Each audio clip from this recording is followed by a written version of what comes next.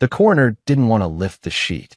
He looked at me, a man who trained special forces operators, a man who has seen war zones in 3 different continents, and he looked pitying. "You don't want to see this, Mason," he whispered. I didn't speak.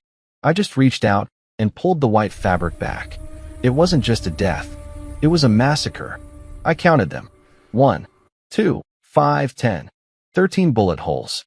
My wife, Morgan, a woman who volunteered at the library and cried during sad movies, had been shot 13 times in her own living room. This wasn't a robbery. This was an execution. Hit like, subscribe for more betrayal stories, and comment your city or country. The air in the morgue was cold, but my blood was boiling so hot I could feel it pulsing behind my eyes. I didn't cry. I think I was in too much shock to cry.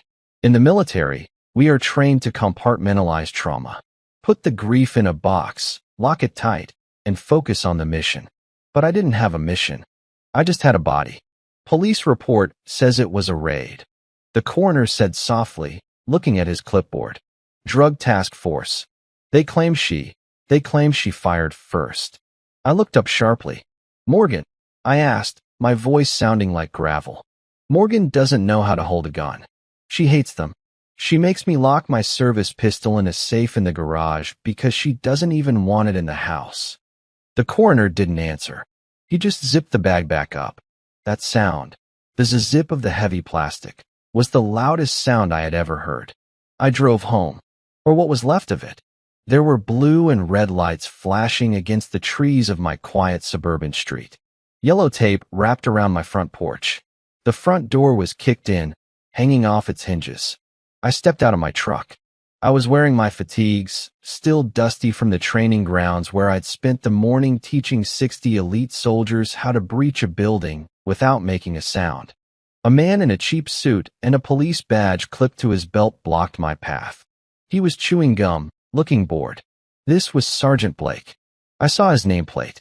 "Whoa, buddy, crime scene," Blake said, putting a hand on my chest. I looked at his hand until he removed it. "I'm Mason. I live here. My wife is—" I couldn't finish the sentence. "Oh, the husband," Blake said. He didn't offer condolences. He just shrugged. "Look, tough break. Your lady," she panicked. My boys announced themselves. "Police, search warrant," and she pulled a piece. "My guys have a right to go home to their families too, you know?" They neutralized the threat. Neutralized the threat. He was talking about Morgan like she was an enemy combatant. "What warrant?" I asked. I forced my hands to stay at my sides. If I lifted them, I knew I would crush his windpipe. "We don't do drugs. We don't sell drugs." Anonymous tip. Blake grinned, a cold, shark-like smile. "We found a kilo of cocaine under the floorboards. Looks like the little lady had a side hustle you didn't know about, soldier." He patted my shoulder. "Go stay at a hotel. We're holding the scene for 48 hours. I walked away. I didn't argue. I didn't scream. Because I knew 2 things instantly. First, Morgan wasn't a drug dealer. Second, Sergeant Blake was lying. I could see it in his eyes, the dilation, the sweat on his brow despite the cool night air. He wasn't a cop doing a job. He was a criminal covering his tracks. I waited. I sat in my truck down the street for 3 hours until the last cruiser pulled away. They thought I had gone to a motel. They thought I was just a grieving, broken husband who would accept the official report. They forgot what I do for a living. I moved through the shadows of my neighbor's yard, slipping under the police tape. I entered my own house like a ghost. The living room was destroyed. Bullet holes riddled the drywall. The couch where Morgan used to read was overturned. There was dried blood on the carpet. I stepped over it, my heart hammering against my ribs. "Focus, Mason. Focus." The police had torn the place apart looking for evidence, or planting it. But they were sloppy. They were local cops, used to kicking down doors and bullying junkies.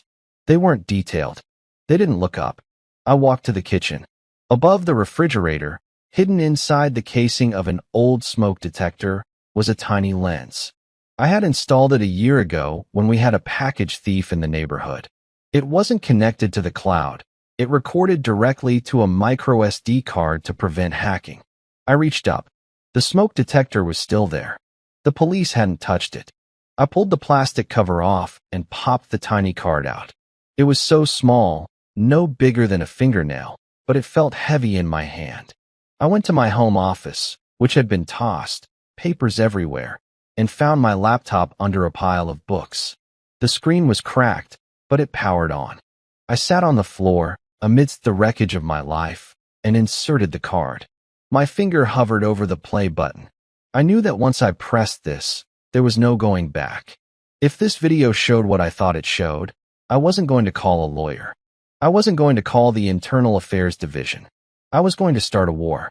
I clicked the file dated today, 10:42 a.m. The video opened, and my blood ran cold. The screen of my laptop flickered, and suddenly, my wife was alive again. The timestamp in the corner read 10:41 a.m. Morgan was in the kitchen, humming to herself. She was making tea. She looked so peaceful, so normal, that for a split second, I forgot she was lying in a cold metal drawer downtown. Then, the front door exploded inward. I watched, frozen, as 5 men in tactical gear stormed into our hallway. They didn't identify themselves. They didn't shout police or search warrant like Sergeant Blake had claimed. They just moved in, weapons raised, looking for a target. Morgan dropped her mug. It shattered on the floor. On the screen, I saw her spin around, her eyes wide with terror. She didn't reach for a weapon. She didn't run. She did exactly what I had taught her to do in an emergency. She dropped to her knees and interlaced her fingers behind her head. "Don't shoot," she screamed. "I'm unarmed. Don't shoot." Her voice was tinny through the laptop speakers, but it cut through me like a knife. She was surrendering. She was begging. Then, Sergeant Blake stepped into the frame. He wasn't wearing a mask. He walked up to her, his rifle lowered. He looked around the room, scanning for something. He looked right at her. "It's her," Blake said. His voice was calm. "She's the one who found the files." Morgan looked up at him, tears streaming down her face. "Please," she sobbed. "I didn't tell anyone. I promise." Blake didn't hesitate. He didn't flinch. He just nodded to the man beside him, a younger officer with a shaved head. "Clean it up," Blake ordered. "Make it look like a struggle." The first shot hit her in the chest.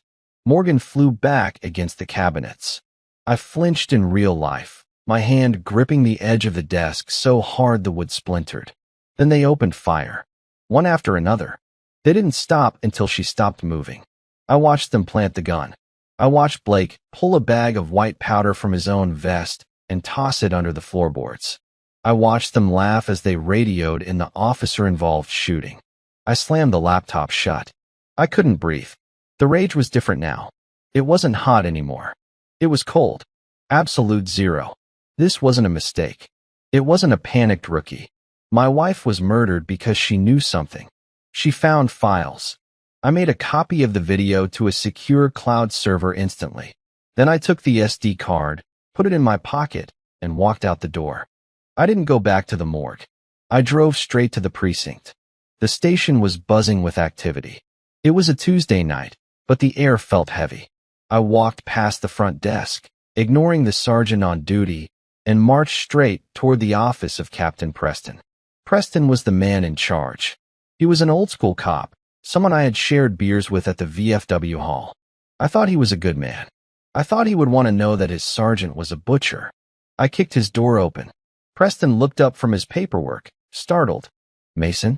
Jesus, son, I heard about Morgan. I am so sorry. You shouldn't be here." I didn't say a word. I pulled the SD card from my pocket and slammed it onto his desk. "Play it," I said. Preston looked at the card, then at me. His expression didn't change.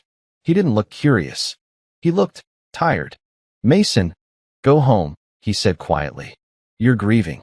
You're not thinking straight. Play the damn video, Preston," I shouted, my voice echoing into the bullpen outside. Blake executed her. She was on her knees. I have it all on camera. The room outside went silent. I could feel eyes on my back. Preston sighed. He slowly reached out, picked up the SD card, and dropped it into his coffee mug. The dark liquid swallowed the tiny chip. I stared at him, my mind reeling. "What are you doing?" I whispered. Preston stood up. He was a big man, but he looked small in that moment. He walked around the desk and leaned in close to my face.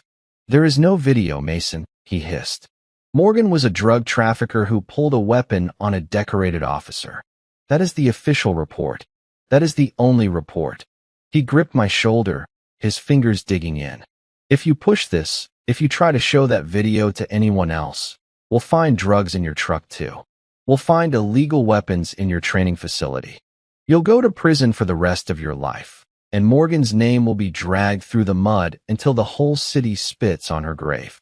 Do you understand me?" I looked into his eyes. I saw fear there. Preston wasn't the boss. He was just another pawn. The rot went deeper than the sergeant. It went deeper than the captain. The whole damn building was compromised. I pulled away from him. I didn't strike him. I didn't kill him right there, even though I knew exactly how to do it with a single strike to the throat. "I understand," I said. My voice was dangerously calm. "I understand perfectly." I turned and walked out. As I passed the bullpen, I saw Sergeant Blake leaning against a filing cabinet. He was drinking a soda. He saw me and winked. He actually winked. I walked out into the cool night air. The parking lot was empty. I realized then that the law couldn't help me. The law was the one holding the gun. If I wanted justice, I couldn't be a citizen anymore. I couldn't be a widower filing a complaint. I had to be what the military spent 20 years training me to be. I reached into my pocket and pulled out my satellite phone, the one I used for deployments, the one that couldn't be tapped by local police scanners. I dialed a number I hadn't called in 6 months. It rang once. "Sir." The voice on the other end was sharp, alert. It was Kyle, my second-in-command at the training facility. "Kyle," I said. I looked back at the police station, at the Blue Line logo painted on the glass doors. "Cancel the urban evasion drill for tomorrow." "Copy that, boss." "Are we rescheduling?" "No," I said. I watched a patrol car pull out of the lot, hunting for its next victim. "Recall the students. Get the alumni. I want everyone at the warehouse in 1 hour. Full gear. No IDs. No phones." There was a pause on the line. Kyle knew what that meant. That wasn't a training order. "Sir, what is the objective?" Kyle asked, his voice dropping an octave. I looked at the spot on the pavement where Blake's car was parked. "The objective is a domestic terror cell operating under the guise of local law enforcement," I said. "We have a live operation, Kyle. And tell the boys to pack heavy." "Understood," Kyle said instantly. "We're moving." I hung up the phone. The police thought they had silenced a witness. They thought they had intimidated a husband. They had no idea they had just declared war on a battalion. I drove 40 minutes out of the city, watching my rearview mirror the entire time. No tail. They were arrogant. They thought I was broken, heading to a motel to drink myself into a stupor. That arrogance was their first mistake.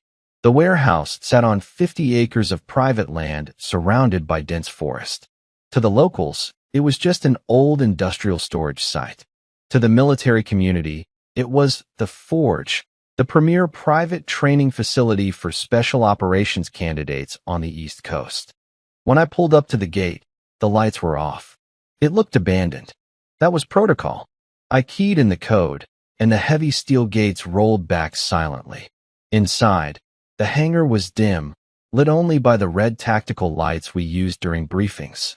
But it wasn't empty. 60 men stood in perfect formation. These weren't fresh recruits. These were men I had trained, men who had gone on to serve in the Rangers, the SEALs, Green Berets, and MARSOC. Some were active duty on leave. Others were private contractors. They were the apex predators of modern warfare, and they were all looking at me. The silence was absolute. They knew something was wrong. They could see it in the way I walked. I didn't go to the podium. I walked to the center of the room. Kyle stepped forward. He was a mountain of a man, a former Marine raider with a scar running down his jaw. "We're all here, Mason," Kyle said quietly. "What's the op?" I didn't speak. I just plugged my laptop into the main projector. The image of Morgan's face, frozen in terror moments before her death, filled the 20-foot screen behind me. A ripple of confusion went through the ranks. They knew Morgan. She baked cookies for them during Christmas training blocks. She helped the younger guys find apartments when they washed out. She was the mother of this unit. This footage is from 4 hours ago, I said. My voice echoed in the vast steel room. I pressed play. I watched their faces as the video played. I saw the confusion turn to shock, and then, instantly, to a cold, hard rage. When the first shot hit Morgan on screen, 3 men in the front row flinched. When Sergeant Blake ordered the cleanup, a low growl started in the back of the room. When the video ended, the silence was heavier than before. It was the silence of a held breath before a sniper takes a shot. The police report says she was a drug dealer. I told them, turning my back to the screen. The police captain destroyed the evidence in front of my face. The sergeant who pulled the trigger is currently sitting in a bar 3 miles from here, celebrating. I looked at Felix, a demolition expert who was currently serving with a Tier 1 unit. His knuckles were white as he gripped his rifle. I looked at Grant, a medic whom Morgan had visited in the hospital when he broke his leg last year. He was crying, silent tears running down a face made of stone. I cannot ask you to do this, I said. This is not sanctioned. This is not legal. If we go down this road, there is no coming back. We will be operating on U.S. soil against law enforcement officers. If we get caught, we go to Leavenworth forever. I paused. But the law is gone. The badge is a shield for murderers. I am going to take them apart, piece by piece. I am going to destroy their lives, their careers, and their freedom. And I am going to do it starting tonight. I looked around the room. Anyone who wants to leave, walk out now. No judgment. This isn't your war. Not a single boot moved toward the door. Instead, 60 distinct clicks echoed through the hangar as 60 safety selectors were flicked off and then back on. A universal gesture. We are ready. Cal stepped up next to me. What are the rules of engagement, boss? I looked at the map of the city projected on the side wall. Psychological destruction, I said. We don't kill them. Not yet. Death is too easy. I want them to feel what she felt. I want them terrified. I want them looking over their shoulders. We are going to turn their own city into a haunted house. I pulled up the dossier I had compiled on the drive over. Target 1 is the squad. 5 men. We know where they live. We know where they eat. We know their routes. I pointed to the screen where 5 photos appeared.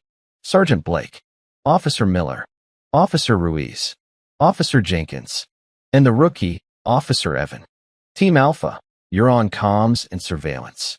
I want every phone call, every text, every email they send intercepted. If they order a pizza, I want to know what toppings. Team Bravo, you're on asset denial. Frozen bank accounts, canceled credit cards, flagged passports. Team Charlie, I said, looking at the most aggressive operators in the room. You're the ghosts. I want you inside their houses while they sleep. Don't hurt them. Just move things. Leave a single bullet casing on their nightstands. Let them wake up knowing they could have died. And Blake? Kyle asked. What about the sergeant? Blake is mine, I said. He's going to watch his whole squad fall apart first. He's going to watch his power evaporate until he's begging me to kill him. I looked at the clock on the wall. It was 2 a.m. Load up. We move in black SUVs. Civilian plates. No military markings. We are invisible. The room erupted into motion. It was a beautiful, terrifying sight. 60 men moving with a single purpose. Gear bags were zipped. Laptops were opened. Weapons were checked, though we wouldn't be firing them tonight. Tonight was about fear. I walked to the equipment locker and grabbed a suppressed pistol, tucking it into my waistband. My phone buzzed. It was a text from an unknown number. I opened it. It was a picture of my house, taken from the street. Just now. The text read, "You should have stayed at the hotel, Mason. We're watching." I showed the screen to Kyle. He smiled, but it didn't reach his eyes. They think they're hunting a rabbit, Kyle said. Yeah. I replied, cocking my weapon. Let's show them the wolf. The city slept, but we didn't.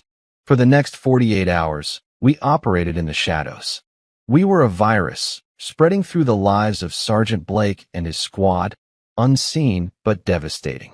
From our command center in the warehouse, my tech team, led by a hacker named Ian, hijacked every digital footprint the 5 men had. Blake's bank accounts were frozen due to a fraud alert. His credit cards were declined when he tried to buy gas. His phone started getting spam calls from untraceable numbers, hundreds of them, all playing the same sound on a loop, a woman sobbing. Morgan sobs. The other 4 officers fared no better. Officer Jenkins woke up to find his patrol car tires slashed. All 4 of them.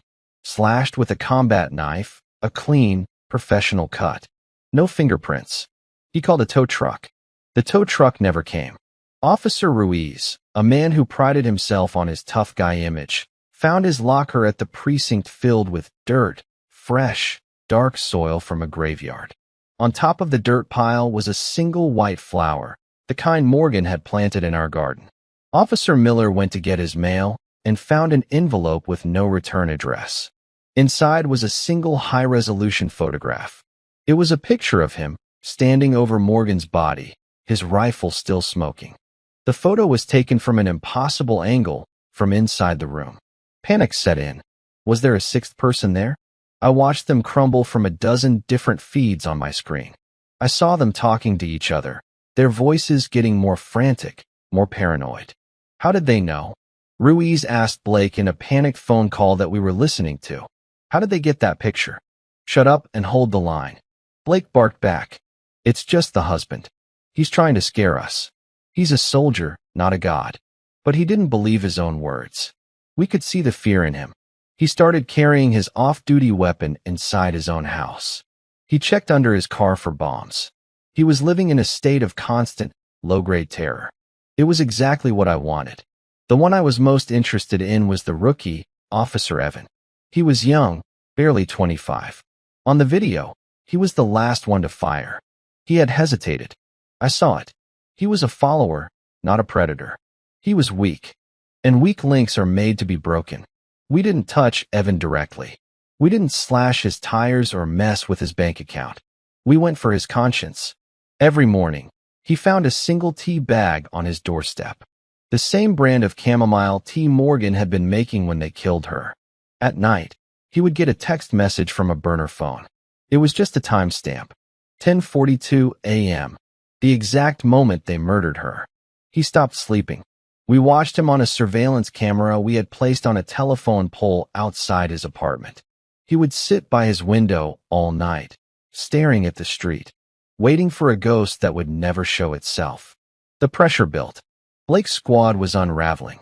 They started arguing with each other. They started pointing fingers. I had taken their power away, and without their badges and guns to make them feel strong, they were just scared, guilty men. On the 3rd night, Evan cracked. It was 3:17 a.m. I was watching the live feed from outside his apartment. He walked out of his building, clutching his phone. He looked left and right, his face pale and slick with sweat. He got in his car and drove. Kyle was at the monitor next to me. He's running, boss. No, I said, leaning closer. He's not running. He's reaching out. Evan drove to a payphone at a deserted gas station, the kind nobody uses anymore. He probably thought it was untraceable. He was wrong. Ian had our audio surveillance team on it in seconds. I put on a headset. I heard the clink of coins. I heard him dial a number. My number.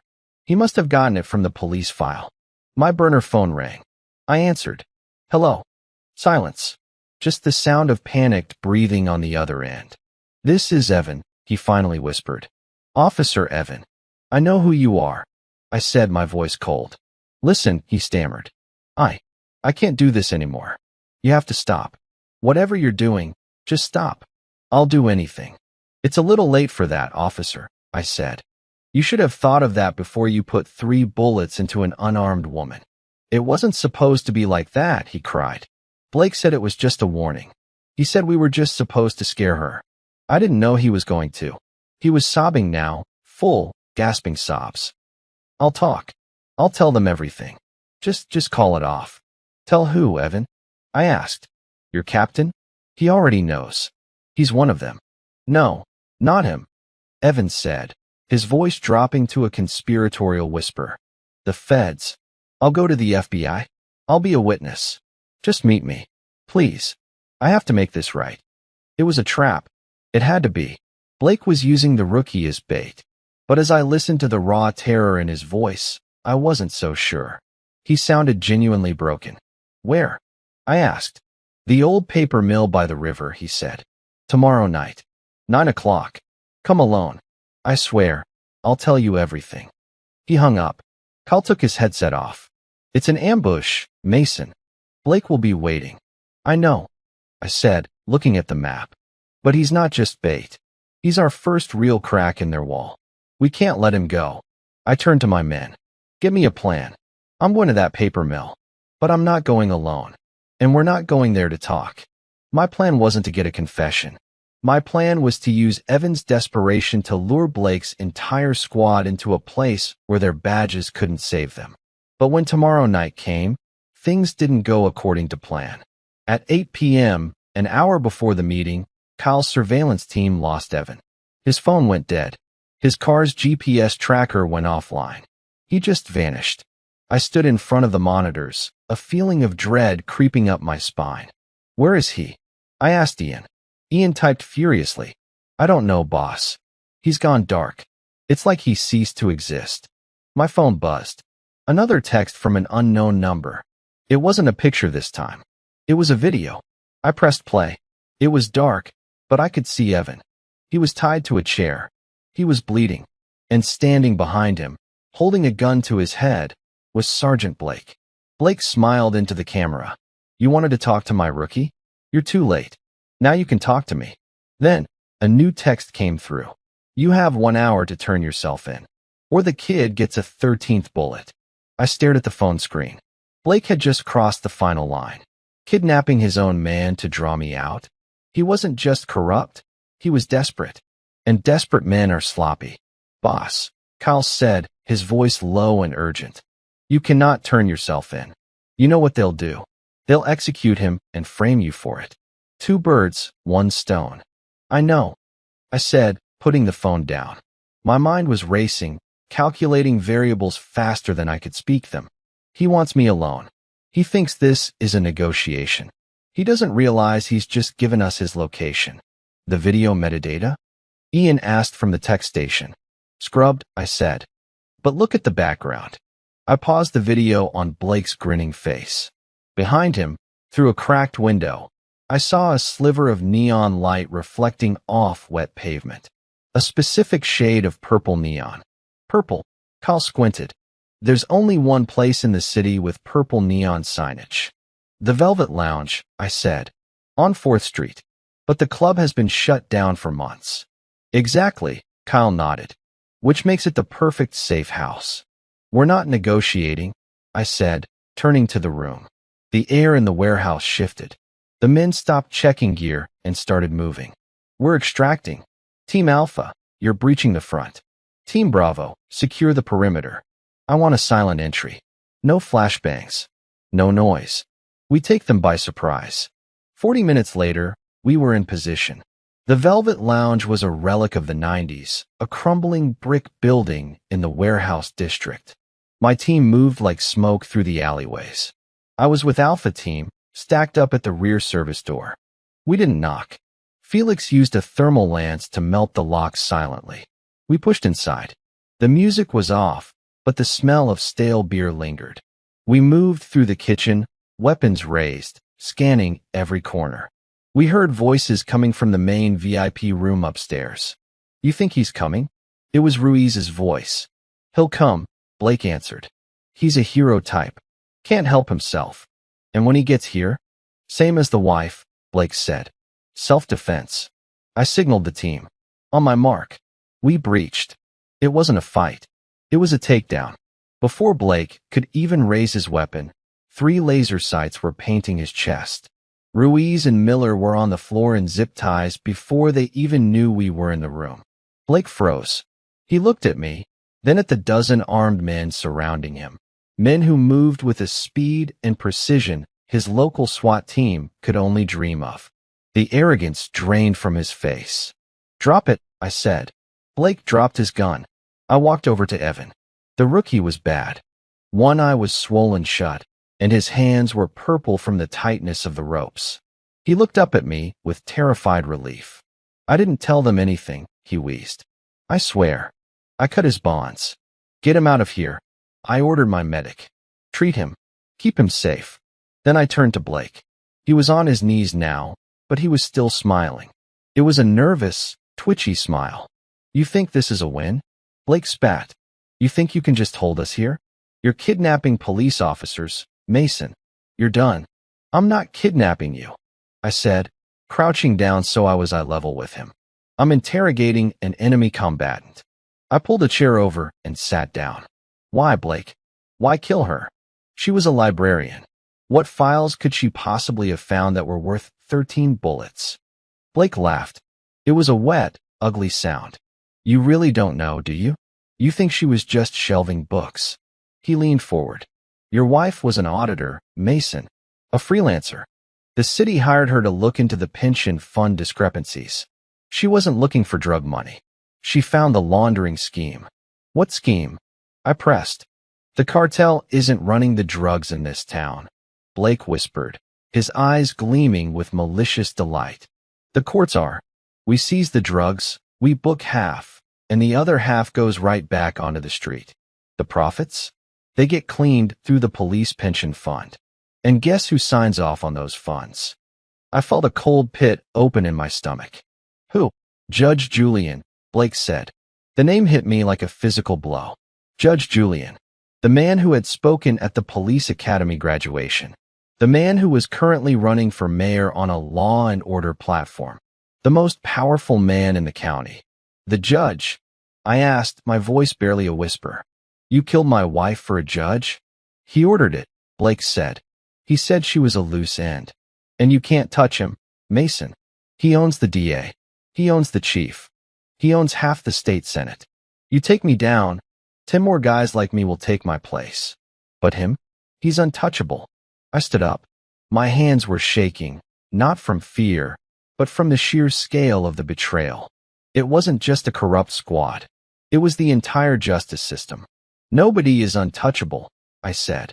Suddenly, my earpiece crackled. It was Kyle, who was monitoring the perimeter. Boss, we've got company. Multiple vehicles inbound. Fast. Police. I asked. Negative. Kyle's voice was tense. Blacked out SUVs. Mercenaries. Private military contractors. A lot of them. Blake started laughing again. Did you really think the judge wouldn't protect his investment? I have a tracker in my boot, Mason. He knows exactly where we are. And he didn't send cops this time. He sent his cleaners. I looked out the window. Down on the street, 12 armored vehicles were surrounding the building. Men with military-grade gear were pouring out. They weren't here to rescue Blake. They were here to burn the whole place down with us inside. New plan, I shouted to my team. Defensive positions. We are not extracting. We are holding the line. I looked at Blake. If we die, you die first. For the first time, Blake looked terrified. They're not here for me either, are they? He whispered. No, I said, racking the slide of my rifle. They're here to erase the mistake. The first explosion rocked the building, blowing out the windows on the ground floor. It wasn't a flashbang. It was an RPG. Dust and debris rained down from the ceiling. RPG, I shouted. Get away from the walls. My men didn't panic. Panic is for amateurs. They moved with fluid precision, taking cover behind the heavy oak bar and overturned tables. Status, I yelled into my comms. Perimeter breached. Kyle's voice came through, steady but strained. They're coming in through the front and rear simultaneously. These guys aren't street thugs, boss. They're moving in fire teams. They're pros. I looked at Blake. He was curled up in a ball on the floor, his hands over his head. The tough guy cop act had vanished the moment real war arrived at his doorstep. Get up. I grabbed him by his vest and hauled him to his feet. You're my witness. If you die, my wife's justice dies with you. I shoved him toward Felix. Get him to the roof. If they breach the second floor, we lose him. I ran to the window, staying low. Below, the street was a war zone. The mercenaries, Judge Julian's private army, were suppressing the building with heavy machine gun fire. They were pinning us down while their breach teams moved up. But they had made a critical mistake. They thought they were attacking a gang hideout. They didn't know they were attacking 60 of the best special operators on the planet. Alpha Team, suppressive fire on my mark. I ordered. Bravo, flank them on the stairwell. Charlie, use the non-lethals. Blind them. We didn't fire to kill. Not yet. We fired to dominate. My men unleashed a synchronized volley of return fire. It was disciplined. Accurate. Every shot hit a tire, an engine block, or a weapon. Down below, the mercenary advance halted. They weren't used to resistance this fierce. Then, the lights went out. They had cut the power. Night vision. I commanded. 60 pairs of NVGs flipped down. The room turned into a wash of green phosphor. For us, darkness was an ally. For them, it was a tomb. We heard boots thundering up the back stairs. The breach team. Hold, I whispered. The door flew open. 3 men in black tactical gear surged in. Now, Team Charlie deployed the flashbangs. Boom boom. The blinding white light didn't affect us through our filtered goggles. The mercenaries screamed, blinded and deafened. My men moved in. It was hand-to-hand combat now. Brutal, silent, and efficient. Within 10 seconds, the breach team was unconscious, zip-tied, and disarmed. We stripped their radios and tossed their weapons into a pile. 1 team down, I said. But there are 50 more outside. Suddenly, my phone buzzed. It was a call.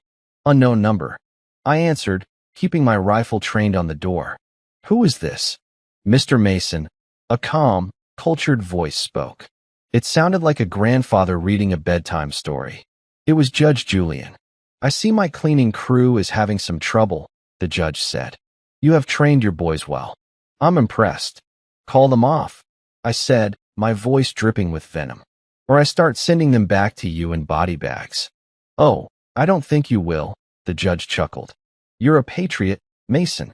You don't kill without cause. That's your weakness. My men, they have no such scruples. He paused. I have a proposition. Give me Sergeant Blake. Let my men finish the job. And you and your little army can walk away. No charges. No prison. You can go back to your quiet life. My wife is dead, I said. There is no quiet life. A pity, the judge sighed. Then I suppose I'll have to use my leverage. What leverage? Your sister, he said. Violet. She's a nurse at Mercy General, isn't she? Working the night shift. My blood froze. Violet. My little sister. If you touch her. I started, my voice shaking. I already have, the judge interrupted. My men picked her up 10 minutes ago. She's very confused. She thinks it's a police escort. The line went dead. I stood there, the phone slipping from my hand. The gunfire outside seemed to fade away. All I could hear was my own heartbeat. They had Violet. Boss. Ka was at my side. What did he say? I looked at him. I looked at my men, holding the line against an army. We were winning the battle here. But we had just lost the war. Cease fire, I said quietly. What? Ka looked confused. I said cease fire. I warned. The shooting stopped. The silence was deafening. They have Violet, I told them. The judge has my sister. Blake, who had been listening from the corner, started laughing again. It was a hysterical, broken sound. I told you he was untouchable. You can't beat him, Mason. He owns everything. I walked over to Blake and punched him. Hard. He crumbled to the floor, unconscious. Pack it up, I ordered. We're leaving. Leaving? Felix asked. Where?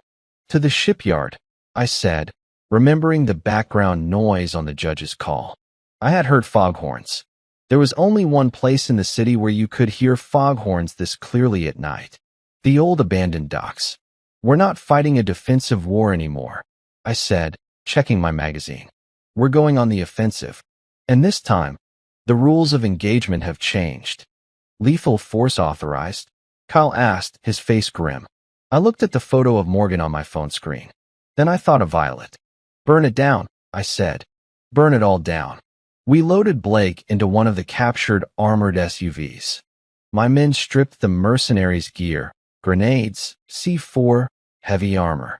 We were done playing by the rules of a broken system. As we rolled out of the garage, leaving the battered mercenaries behind, I looked at the city skyline. Judge Julian thought he had checkmated me. He thought kidnapping my sister would make me surrender.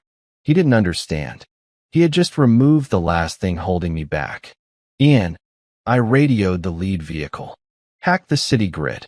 I want all the traffic lights green from here to the docks. On it, boss. We tore through the city like a thunderbolt, a convoy of black steel and fury. 60 soldiers, one target, and 13 bullets were about to be repaid with interest. The convoy moved in silence. No sirens, no lights, just the hum of engines and the tension of 60 men preparing for violence. We reached the perimeter of the shipyard in 12 minutes. It was a sprawling graveyard of rusted containers and decaying cranes. The perfect place for a man like Judge Julian to hide his sins. Cut the engines, I ordered. The vehicles rolled to a stop in the shadows of a massive warehouse. Ian, eyes in the sky, I whispered into my comms. Drone is up, Ian replied. Thermal imaging is hot. We've got 20 heat signatures patrolling the main dock, snipers on the crane, and a large heat cluster inside the central shipping office. That's got to be the VIP. And Violet? I asked, my throat tight. I see a smaller heat signature in a separate container near the water, Ian said. She's isolated, guarded by 2 tangos. Okay, I said, taking a deep breath. Here's the play. Kyle, take Alpha Team. You're on the snipers. I need them down before they even know we're here. Silencers only. Bravo Team, I continued. You're the distraction. I want a breach at the main gate. Loud. Fast. Draw their fire. Make them think we're attacking the front door. Charlie Team, you're with me. We're hitting the container. We get Violet. Then we turn our attention to the judge. What about Blake? Felix asked, gesturing to the unconscious sergeant in the back seat. Zip tie him to the steering wheel, I said. Leave the engine running. If we don't come back, at least the cops will find him here. We moved out. The night air smelled of salt and diesel. I moved through the maze of shipping containers, my weapon raised. Every shadow felt like a threat. Fut-fut. 2 soft sounds from above. Snipers down. Kyle's voice crackled in my ear. Crane is clear. Copy. Bravo, initiate chaos. 5 seconds later, the front gate exploded. Boom. The night lit up with orange fire. Bravo Team unleashed a barrage of suppressing fire. The mercenaries at the dock panicked, shouting orders and running toward the explosion. They fell for it. Moving, I signaled. My team and I sprinted across the open ground toward the isolated container near the water. 2 guards stood by the metal doors, distracted by the firefight at the gate. They never saw us coming. I took the one on the left. 2 shots to the chest, 1 to the head. He dropped without a sound. My point man took the one on the right. Clean. I reached the container door. It was locked with a heavy padlock. Breaching charge, I whispered. Felix slapped a small strip of C4 on the lock. Crack. The lock shattered. I kicked the door open and rushed inside. Violet. She was there, tied to a chair in the center of the metal box. Her mouth was taped shut. Her eyes were wide with terror. When she saw me, she tried to scream through the tape. I holstered my weapon and ran to her, ripping the tape off gently. Mason, she sobbed, collapsing into my arms. They said you were dead. They said you killed Morgan. I know, I said, cutting the ropes binding her wrists.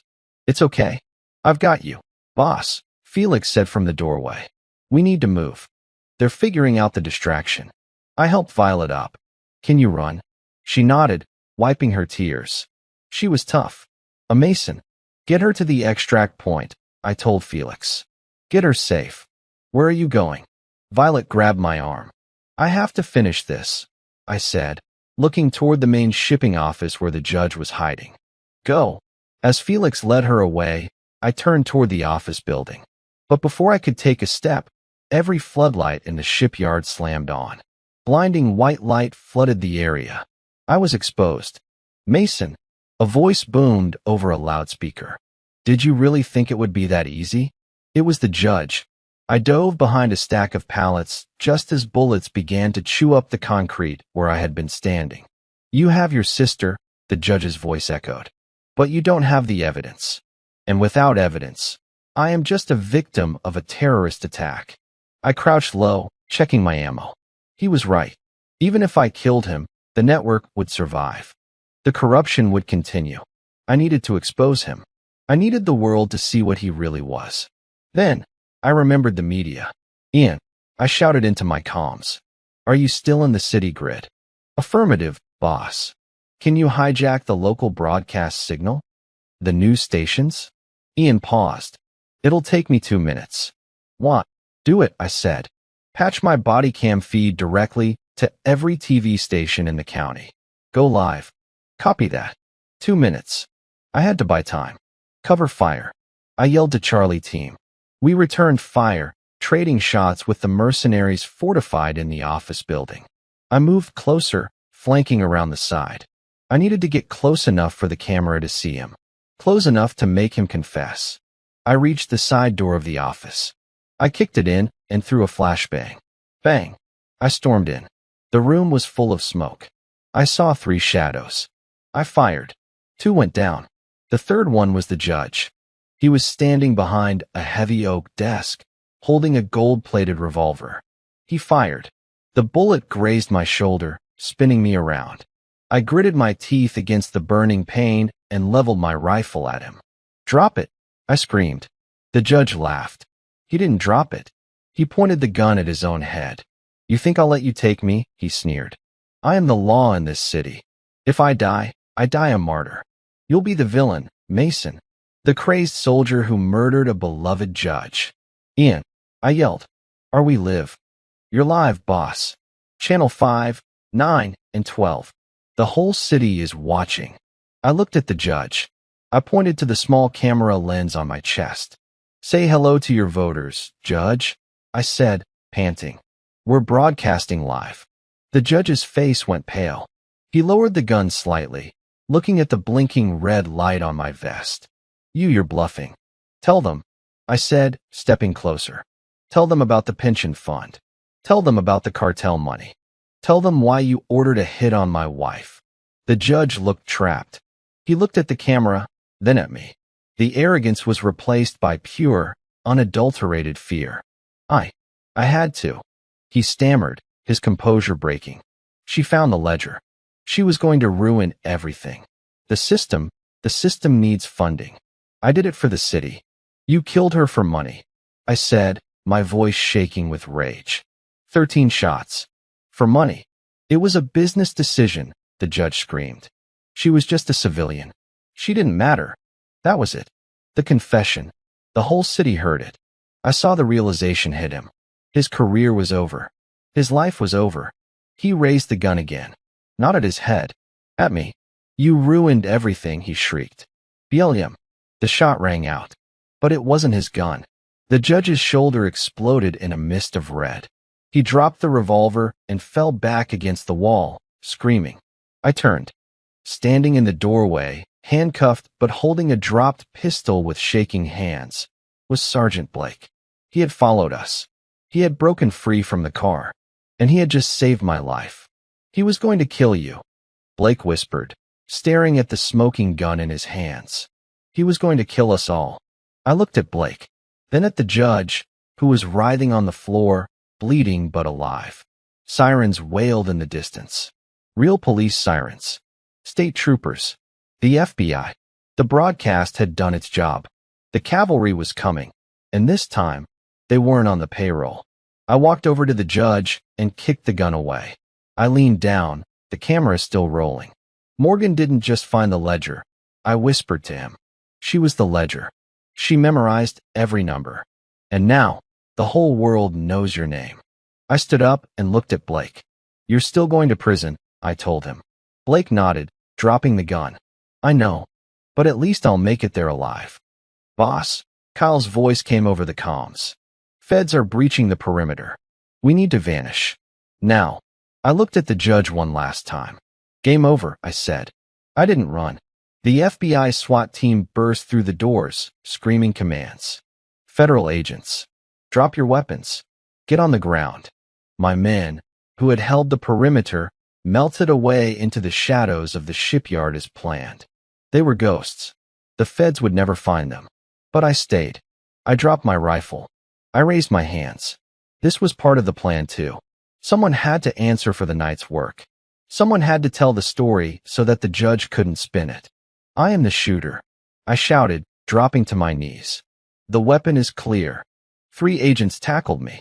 My face was pressed into the cold concrete. Cuffs bit into my wrists. I didn't resist. I just watched as they swarmed the judge. He was still screaming about immunity, about his rights.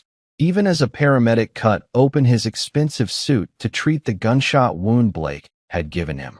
Blake was on the ground next to me, also cuffed. He looked at me and gave a small, grim nod. They hauled us out. The night was ablaze with flashing lights, blue, red, and the blinding white of news vans. The press had arrived. As they walked me toward the armored van, I saw Violet. She was wrapped in a blanket, sitting on the back of an ambulance. She saw me and tried to run over, but an agent held her back. I'm okay, I yelled to her. It's over. It wasn't over. Not really. The next 48 hours were a blur of interrogation rooms.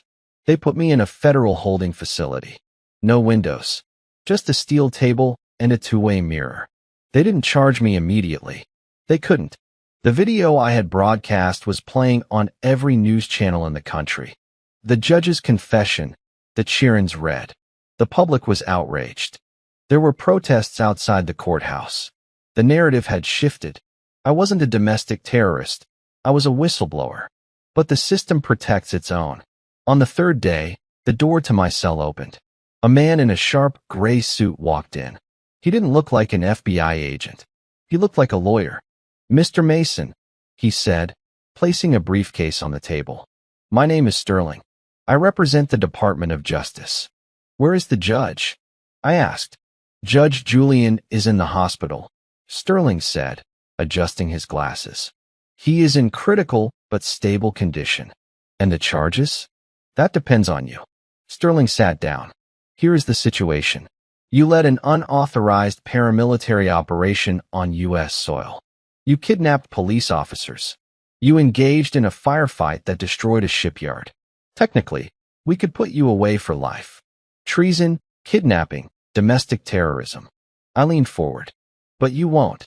No, Sterling admitted. We won't. Because if we put you on trial, you will talk.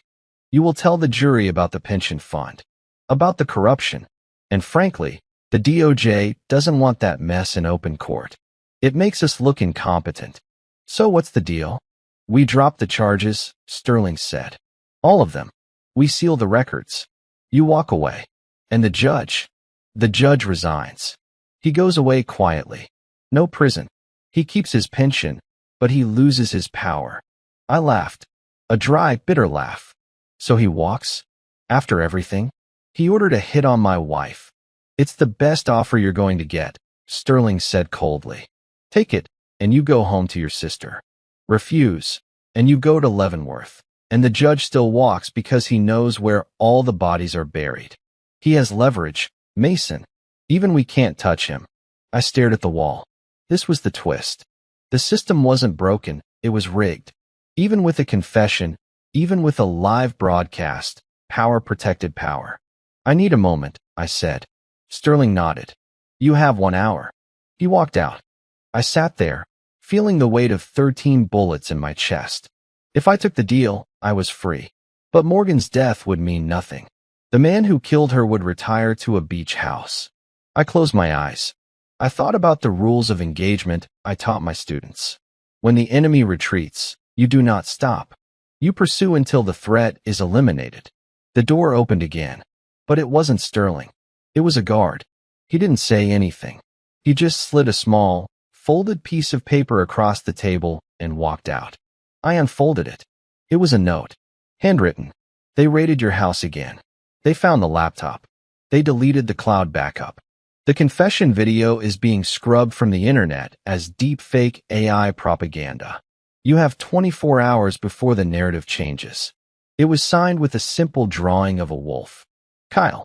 My blood ran cold. They weren't just letting the judge walk. They were erasing the truth. They were going to claim the video was fake. They were going to gaslight the entire country. I looked at the clock. I had to make a choice. Take the deal and survive, or burn it all down for real this time. I stood up and banged on the door. Sterling came back in, looking smug. Have you made a decision? Yes, I said. I'll take the deal. Sterling smiled. Smart man. Sign here. I signed the papers. My hand didn't shake. You're free to go, Sterling said. But Mason, if you ever speak to the press, if you ever mention the judge's name again, we will bury you. Understood, I said. I walked out of the federal building. It was raining. Violet was waiting for me in the parking lot. She hugged me, crying with relief. It's over, she whispered. We can go home. Yeah, I said, looking at the city skyline. Let's go home. But I wasn't going home. I drove Violet to her friend's house in the next state over. I told her I needed time to clear my head. I gave her my truck. I gave her all the cash I had. Don't tell anyone where you are, I told her. I love you. Then I rented a cheap sedan and drove back to the city. I drove to the hospital where Judge Julian was recovering. I wasn't going to kill him. That would make me the monster they wanted me to be. I was going to do something much worse.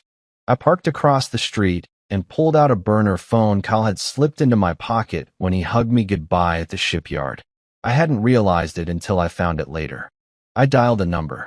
Not the FBI. Not the news. I dialed the number of the one person who hated the judge more than I did. The head of the rival cartel whose money the judge had been stealing. Who is this? A voice answered in Spanish. A friend, I said. I have a ledger. The real one. It shows that Judge Julian hasn't been laundering your money. He's been skimming it. 50% off the top for 10 years. Silence on the line. Prove it. Check your accounts, I said. The routing number ending in 5543. The money never left the country. It went to a shell corporation in the Caymans. Under his name. I heard typing, then a sharp intake of breath. Where is he? The voice asked. Mercy General Hospital. Room 402. No guards. The feds just left. I hung up. I sat in the car and watched. 20 minutes later, 2 black SUVs pulled up to the hospital entrance. 4 men in suits got out. They carried bouquets of flowers. They looked like concerned relatives. They walked into the hospital. 10 minutes later, they walked out. They got in their cars and drove away. There was no gunfire. No alarms. No screaming. It was quiet. I turned on the radio. Breaking news interrupted the music. We have reports of a medical emergency at Mercy General. Sources say Judge Julian has passed away from complications related to his surgery. Doctors say it was a sudden cardiac arrest. Complications. I turned the radio off. The law couldn't touch him. The feds wouldn't touch him. So I let the wolves eat their own. I didn't stay to watch the coroner's van arrive. I didn't need to see the body to know the judge was dead. The cartel doesn't leave loose ends, and unlike the police, they don't miss. I drove south. I kept to the back roads, avoiding toll booths and cameras. I had technically signed a deal with the DOJ, but I knew that deal was worth less than the paper it was printed on now that the judge was dead.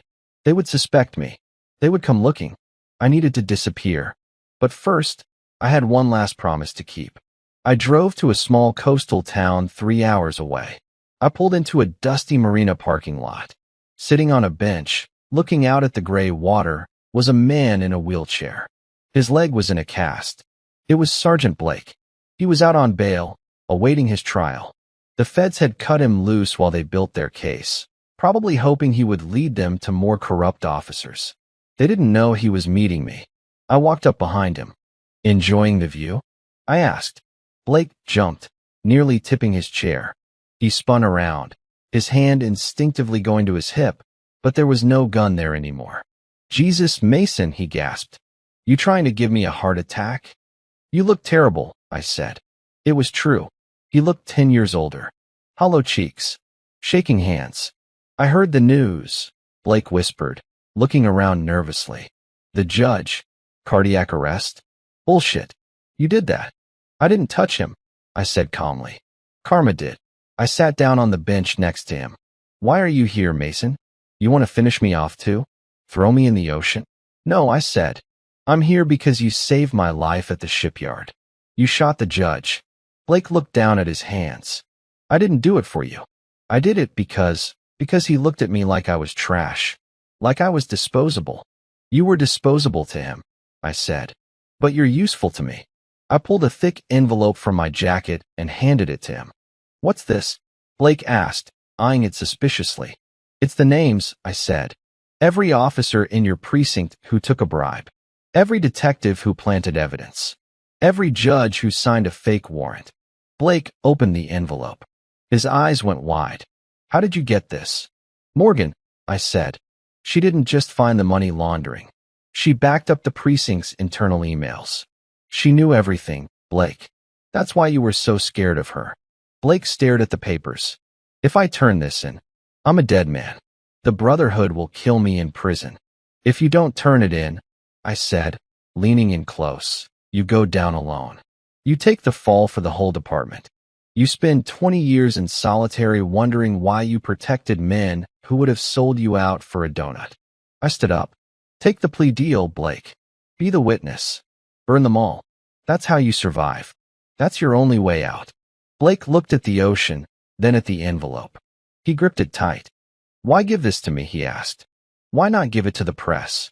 Because the press moves on, I said. But a man with nothing to lose? He burns bright. I walked away. I didn't look back. I heard him open his phone and start dialing. I got back in my car. My war was almost over. The judge was dead. The sergeant was broken and flipped. The squad was in jail. But there was one piece left. The system itself. I drove for 2 days.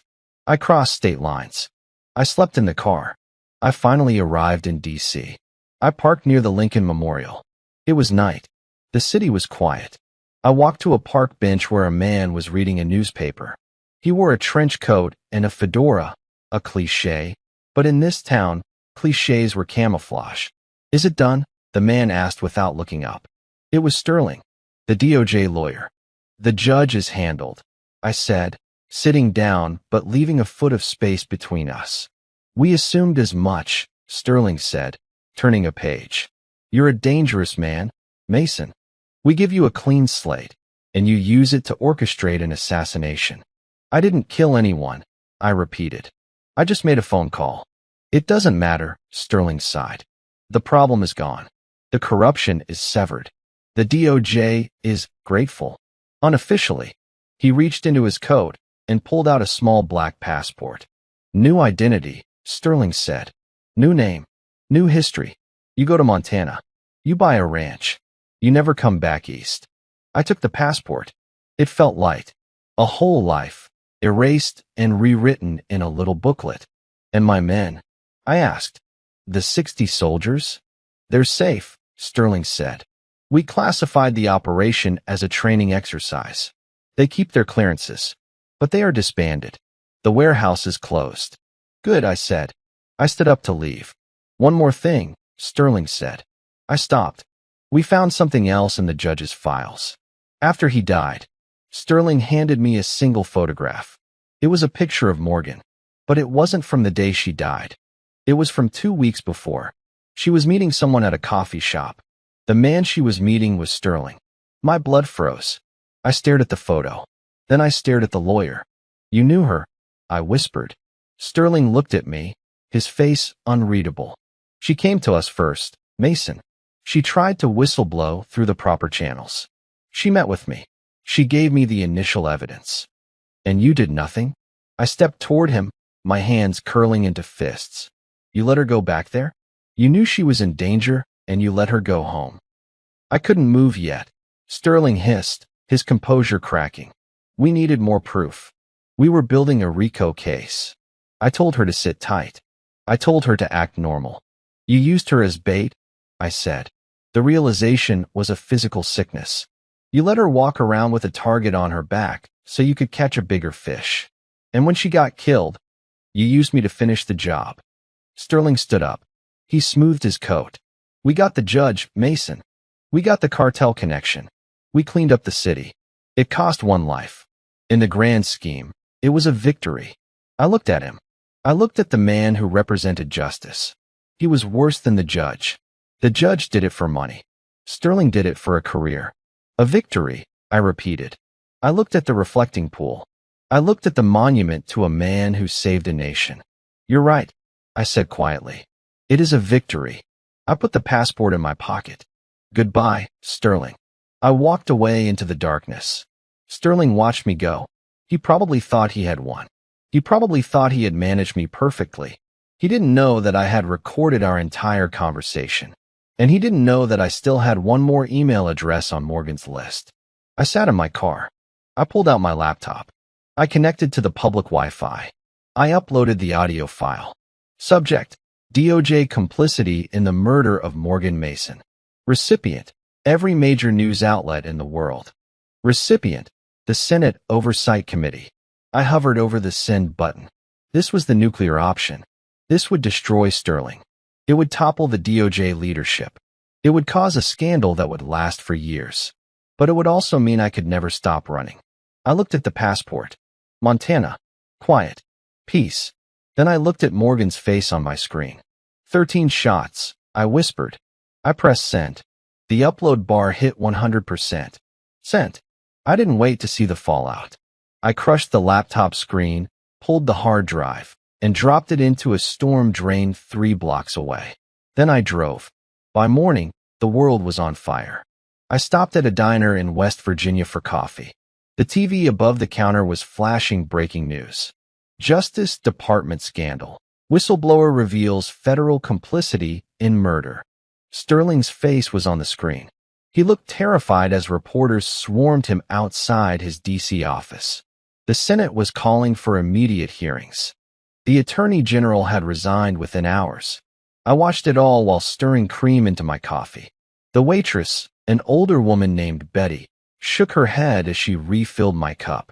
"World's going to hell, ain't it, honey?" she asked. "Seems that way," I said quietly. "You look like you've been through a war," she said, eyeing my unshaven face and the dark circles under my eyes. "Just a long drive," I replied. I left a $20 bill on the table and walked out. I wasn't Mason anymore. The passport in my pocket said my name was David Cole. But I couldn't go to Montana. Not yet. There was one loose end.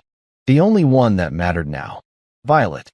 I had sent her to safety, but with my face plastered on every screen as the whistleblower, she wasn't safe anywhere. The DOJ would be hunting me. The cartel might still be looking for payback. And there were plenty of corrupt cops who would love to put a bullet in the man who burned their brotherhood. I drove to the safe house where I had sent her, a small cabin in the Smoky Mountains owned by one of my former students. I parked the car a mile out and hiked in through the woods. Old habits die hard. I scoped the cabin for an hour. No movement. No black SUVs. Just smoke rising from the chimney. I approached the door and knocked 3 times. A specific rhythm. The door opened. Violet stood there, holding a kitchen knife. When she saw me, she dropped it and pulled me inside. "You idiot," she cried, hitting my chest. "I saw the news. You leaked it. They're going to kill you." "They can try," I said, hugging her tight. "Pack your bags, Vi. We can't stay here." "Where are we going?" she asked, wiping her eyes. "I don't know," I admitted. "But we're going together." Suddenly, the front window shattered. Crash. A canister rolled across the wooden floor. Tear gas. "Get down." I shoved Violet behind the couch. The room filled with white smoke. My eyes burned. My lungs seized. I reached for my pistol, but the door was kicked in. Men in tactical gear poured in. Not police. Not feds. They wore no patches. They moved fast. I fired 2 shots blindly into the smoke. I heard a grunt of pain, but then a taser prong hit me in the chest. Electricity arched through my body. My muscles locked up. I fell to the floor, convulsing. I saw boots surrounding me. I saw Violet being dragged away, screaming my name. Then a boot connected with my temple. Blackness. I woke up in a chair. My hands were zip-tied behind my back. My head was throbbing like a drum. I blinked, trying to clear my vision. I was in a warehouse. Not the warehouse. A different one. It smelled of fish and gasoline. He's awake. A voice echoed from the shadows. I looked up. Standing in front of me was a man I didn't recognize. He was tall, wearing a bespoke suit that cost more than my truck. He had silver hair and cold, dead eyes. And standing next to him, holding a suppressed pistol, was Kyle. My breath caught in my throat. "Kyle," I croaked. Kyle didn't look at me. He looked at the floor. He looked ashamed. "I'm sorry, boss," Kyle whispered. "What is this?"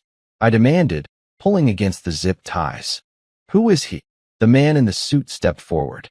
"My name is Mr. Thorne," he said smoothly. "I represent the consortium." "The what?" "The investors," Thorne clarified. "Judge Julian was an employee, a clumsy one. You removed him, and for that, we thank you. But then you went after Sterling. You went after the DOJ. You started shaking the foundations of the house, Mr. Mason. And that is bad for business." He walked around me. "We can't have you running around leaking secrets. But we also can't kill you. You're a hero now, a martyr. If you die, the public riots." He placed a hand on my shoulder. "So, we're going to make you disappear. Permanently." "And Kyle," I spat, looking at my second-in-command. "You bought him." "I didn't buy him," Thorne smiled. "I threatened his family, just like the judge threatened yours. Effective, isn't it?" I looked at Kyle. "Is that true?" Kyle looked up. His eyes were red. "They have my kids, Mason. They have Sarah and the boys. I didn't have a choice." "Where is Violet?" I asked Thorne. "She's on a plane," Thorne said, "heading to a nice, private island in the Mediterranean. She'll be safe, as long as you behave." "Behave?" I laughed. "You think I'm going to work for you?" "No," Thorne said. "You're going to rot. We have a private facility, very deep underground. You'll spend the rest of your life in a 6x6 cell. No news. No contact. You'll just vanish." He nodded to Kyle. "Put him in the van." Kyle holstered his pistol and walked over to me. He grabbed my arm to haul me up. As he pulled me close, he leaned into my ear. "Pocket," he whispered. "Left side." I froze. Kyle shoved me toward the van, acting rough. But as he did, I felt something hard and metallic slide from his sleeve into my jacket pocket. A key, a handcuff key, and something else. A small, folded piece of paper. They threw me into the back of the van. Thorne got in the front. Kyle got in the driver's seat. 2 other guards sat in the back with me, weapons trained on my chest. As the van started moving, I shifted my weight. I maneuvered the key from my pocket into my palm. It was tricky. My hands were numb. But I had practiced this 1,000 times in Sears school. I waited. 10 minutes. 20. We were moving fast. Highway speeds. I looked at the guards. They were relaxed. They thought it was over. I felt the lock click. The zip ties loosened. I didn't move yet. I waited for a turn. The van swerved right. The guards swayed. Now, I exploded into motion. I ripped my hands free and grabbed the barrel of the guard on my left. I snapped it upward as he fired. The bullet punched through the roof. I headbutted him, shattering his nose. The second guard tried to aim, but I was already on him. I drove my elbow into his throat. He gagged and dropped his weapon. Contact rear. Thorne screamed from the front seat. The van swerved violently. I grabbed the dropped pistol. I kicked the rear doors open. We were doing 70 miles an hour on a bridge. I looked at the water below. It was suicide, but it was better than a cage. I looked through the mesh divider at the front. I locked eyes with Kyle in the rearview mirror. He nodded, just a fraction of an inch. He slammed on the brakes. The sudden deceleration threw the guards forward. It launched me out the back doors. I hit the air. I fell. The wind roared in my ears. Splash. The cold water of the river hit me like concrete. I went deep. Dark. Cold. I swam. I swam until my lungs burned. I swam until I hit the muddy bank a mile downstream. I dragged myself onto the shore, gasping, shivering. I checked my pocket. The paper was still there, wet but readable. I unfolded it with trembling hands. It was a set of coordinates. And 3 words. They are waiting. The coordinates led to a dense forest ridge 40 miles from the riverbank. I walked all night. My clothes were soaked, my body was bruised, and I was shivering from hypothermia. Every step was a battle. But I kept moving. They are waiting. When I reached the location, it looked like nothing. Just a dense thicket of pines and an old logging road that hadn't been used in decades. I checked the paper again. This was the spot. I stood there, swaying on my feet, the sunrise breaking over the mountains. "I'm here," I whispered to the empty woods. "I'm here." For a moment, there was only silence. Then, a twig snapped. I spun around, raising my fists, ready for one last fight. But it wasn't a hitman. It was Felix. He stepped out from behind a massive oak tree, wearing civilian clothes, but carrying a military-grade ruck. He looked at me, wet, bleeding, and exhausted, and he smiled. "Took you long enough, boss," Felix said. Then, more movement. From the trees, from the brush, from the shadows, they emerged. Grant, Ian, the entire Bravo team, the snipers from Alpha Team. 60 men. They hadn't disbanded. They hadn't gone home. Sterling had lied to me, or maybe he just believed his own lies. He thought he could just tell 60 wolves to become sheep. He was wrong. "We heard about the van," Kyle said, stepping forward. He handed me a dry jacket and a bottle of water. "We figured you'd make the jump. You always said the river was the only blind spot on that bridge. You risked everything," I said, looking at them. "Your pensions, your families. If they find you here." "They won't," Ian said, tapping a tablet. "According to the DOJ database, we're all scattered across the globe on private contracts. We don't exist, Mason. We're ghosts." I put the jacket on. It felt like armor. "And Violet?" I asked. "Safe," Kyle said. "We intercepted the plane on the tarmac in D.C. before it even took off.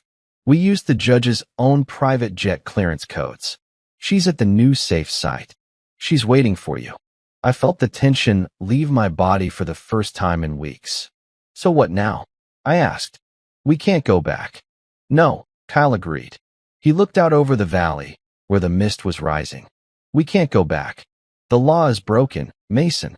You prove that. The judge, the cartels, the suits in D.C., they're all the same." He turned to me.